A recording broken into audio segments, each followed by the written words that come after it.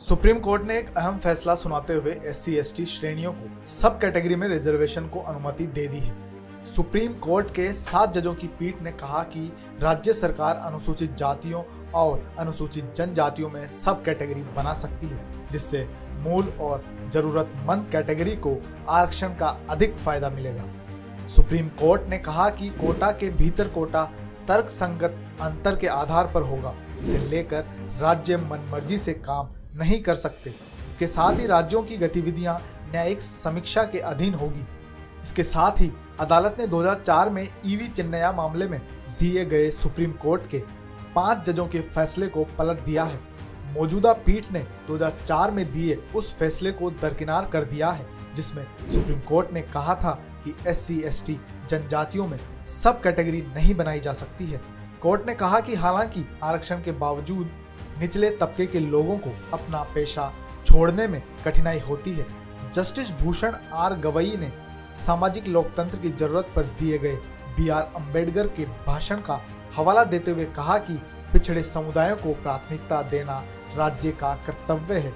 अनुसूचित जाति, अनुसूचित जनजाति वर्ग के केवल कुछ लोग ही आरक्षण का लाभ उठा रहे हैं, लेकिन जमीनी हकीकत से इनकार नहीं किया जा सकता है। SC/ST के भीतर ऐसी श्रेणियां हैं जिन्हें सदियों से उत्पीड़न का सामना करना पड़ रहा है। जस्टिस गवई ने कहा कि सब कैटेगरी का आधार है कि एक बड़े समूह में से एक ग्रुप को अधिक भेदभाव का सामना करना पड़ता है। उन्होंने अम्बेडकर का एक बयान पढ़ा जो कहता है कि इतिहास बताता है कि जब नैतिकता का सामना अर्थव्यवस्था से होता है तो जीत अर्थव्यवस्था की होती है। बता दें कि सुप्रीम कोर्ट ने 6-1 के बहुमत से फैसला सुनाते हुए कहा कि हम मानते हैं कि सब कैटेगरी को अनुमति है, लेकिन जस्टिस बेला माधुर्य त्रिवेदी ने इससे असहमति जताई। दरअसल 1975 में पंजाब सरकार ने आरक्षित सीटों को 2 श्रेणियों में विभाजित करके अनुसूचित जाति के लिए आरक्षण नीति पेश की थी।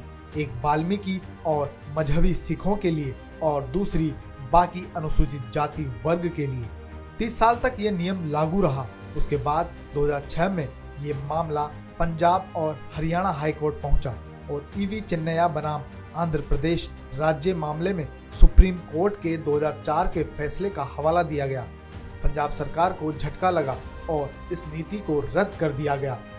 चिन्नया फैसले में कहा गया था कि SC श्रेणी के भीतर सब कैटेगरी की अनुमति नहीं है, क्योंकि यह समानता के अधिकार का उल्लंघन है। बाद में पंजाब सरकार ने 2006 में वाल्मीकि और मजहबी सिखों को फिर से कोटा दिए जाने को लेकर एक नया कानून बनाया, जिसे 2010 में फिर से हाई कोर्ट में चुनौती दी गई। हाई कोर्ट ने इस नीति को भी रद्द कर दिया। ये मामला सुप्रीम कोर्ट तक पहुंचा। पंजाब सरकार ने तर्क दिया कि इंदिरा साहनी बनाम भारत संघ में सुप्रीम कोर्ट के 1992 के फैसले के तहत यह स्वीकार्य था, जिसने अन्य पिछड़ा वर्ग के भीतर सब कैटेगरी की अनुमति दी थी। पंजाब सरकार ने तर्क दिया था कि अनुसूचित जाति के भीतर भी इसकी अनुमति दी जानी चाहिए।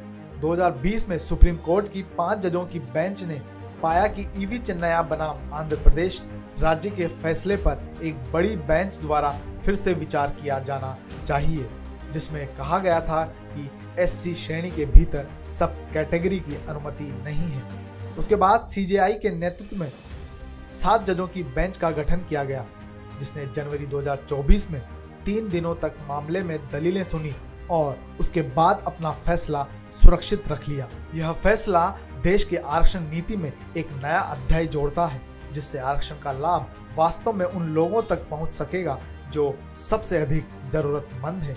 राज्य सरकारों को अब यह जिम्मेदारी दी गई है कि वे तार्किक और न्यायसंगत तरीके से उप श्रेणियों का निर्माण करें, जिससे आरक्षण का प्रभावी और न्यायपूर्ण वितरण सुनिश्चित हो सके।